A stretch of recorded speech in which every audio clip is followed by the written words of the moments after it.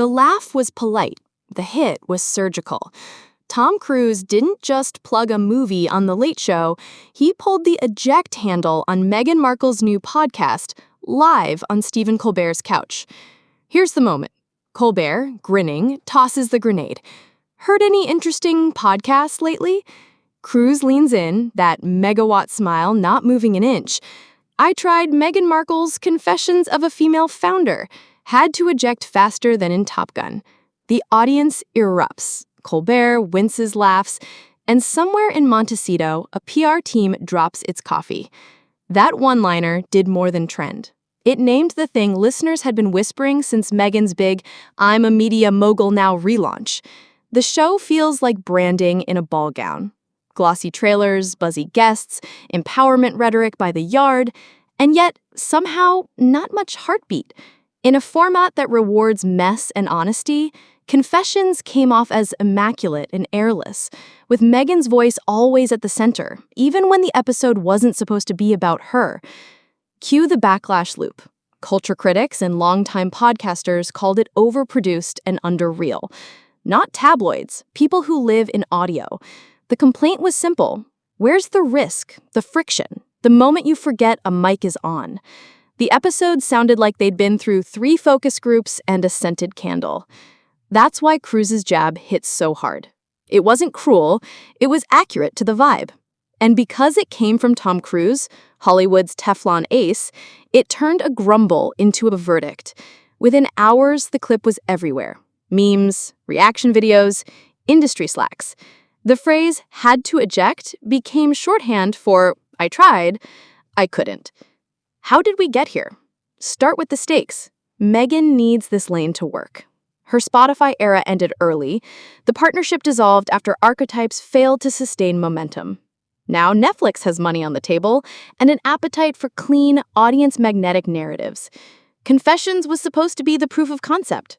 Meghan is host, curator, builder of other women's stories. But the delivery kept returning to Meghan as the story. Her struggles, her framing, her lesson. Compelling on paper, claustrophobic in practice.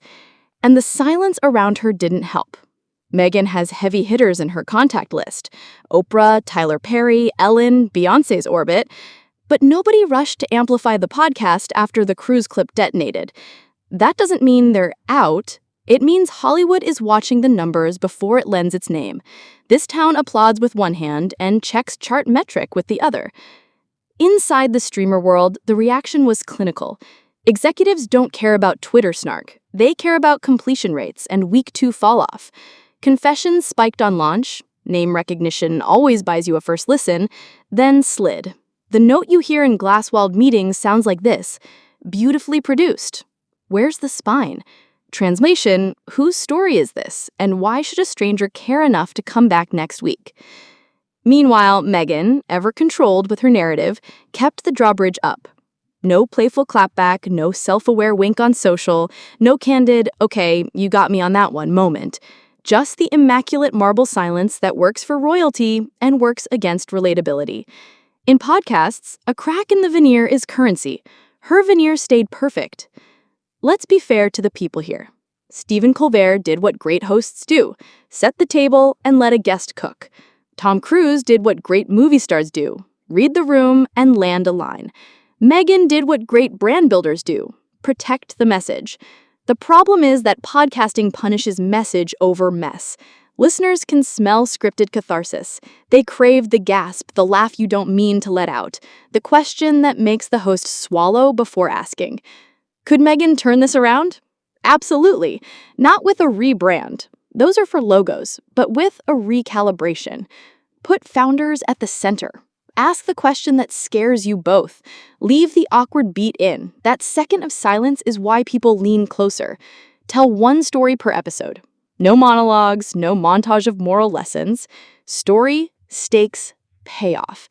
And if you take a late-night punch from Tom Cruise, smile and steal the line. Eject? Fair. Now watch me stick the landing. Because beneath the headlines and the heat, this is about 3 people and their power with an audience. Tom Cruise knows how to entertain. Stephen Colbert knows how to frame the moment. Meghan Markle knows how to command attention. Commanding attention is not the same as keeping it. Keeping it demands risk. So yes, Tom Cruise torpedoed Meghan's podcast. In one sentence. But torpedoes aren't fatal if the captain course corrects. The question now isn't, was the joke funny? It's, will Meghan finally give listeners the one thing her show keeps dodging? Herself, unguarded. Until then, that Late Show clip will loop like a dare. Eject or evolve. And Hollywood, ever ruthless, will keep score the only way it knows, by whether people press play again next week.